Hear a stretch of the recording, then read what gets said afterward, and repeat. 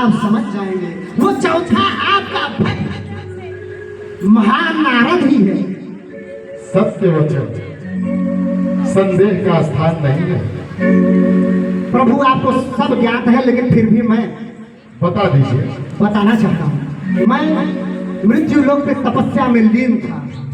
अच्छा, चूंकि मैं महान नारद, महान तपस्वी, तपस्या में लीन था।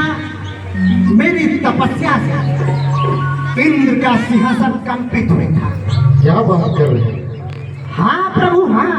फिर क्या हुआ?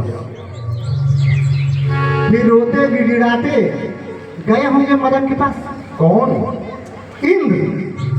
इंद्र? हाँ, जब कामदेव के पास गए, कामदेव को भेजा कई अप्सराओं के साथ, जाओ नारद की तपस्या भंग कर दो। नारद की, इतने महान तपस्वी नारद की तपस्या भंग करने चले थे। फिर क्या हुआ? ये तो इंद्र ने आपके साथ बहुत गलत व्यवहार किया। गलत करके करेंगे क्या? बहुत तुच्छ है मेरे सामने वो। सही बात है। फिर क्या हुआ? कामदेव और सारी अप्सराएं मेरी तपस्या करने में विफल और मेरे चरणों में गिर के रोने गिड़गिड़ाने लगे, क्षमा याचना करने लगे। तो आपने क्षमा किया? अरे प्रभु, मैं इतना महान ज्ञानी, इतना बड़ा तपस्वी, स्वयं ब्रह्म के समान, मैंने उन्हें क्षमा कर दिया। मतलब जाओ कामदेव, जाओ, मैं तुम्हें क्षमा कर दिया। अब मुझसे क्या आशा लेके आए? कुछ नहीं प्रभु, बस आपको ये प्रसन्नता बताना था। प्रसन्नता की बात मैंने देवाधिदेव महादेव से बताया, उनको तो ईर्ष्या की भावना हुई। परम पिता ब्रह्मदेव को बताया, उन्हें भी ईर्ष्या की भावना।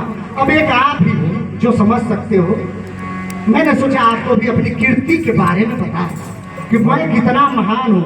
देखिए, इतना महान और दयालु होने के बावजूद मुझे अहंकार बिल्कुल नहीं है प्रभु। अर्थात आप तीनों लोगों का भ्रमण करके आ रहे हो। भ्रमण किया, तपस्या किया, इंद्र को पराजित किया, कामदेव को पराजित किया, फिर परमपिता ब्रह्मदेव से मिला, महादेव से मिला, फिर आपके समक्ष आया। इतना महान नारद। जाओ नारद, तो आप विराजो, जलपान करो। क्षीर सागर में आपका स्वागत है।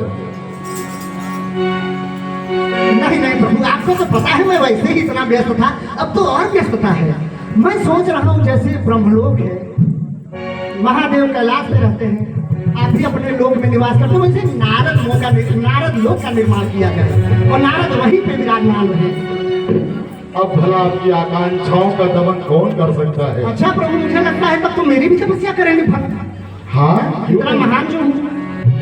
सही बात है। लेकिन आप लोगों की तरह मैं विलंब नहीं करूंगा। मैं तपस्या से प्रसन्न होकर तुरंत वरदान दूंगा उन लोगों को। महादेव की तरह। महादेव विलंब करते हैं और उनको पूजने वाले कौन? भूत प्रेत राक्षस।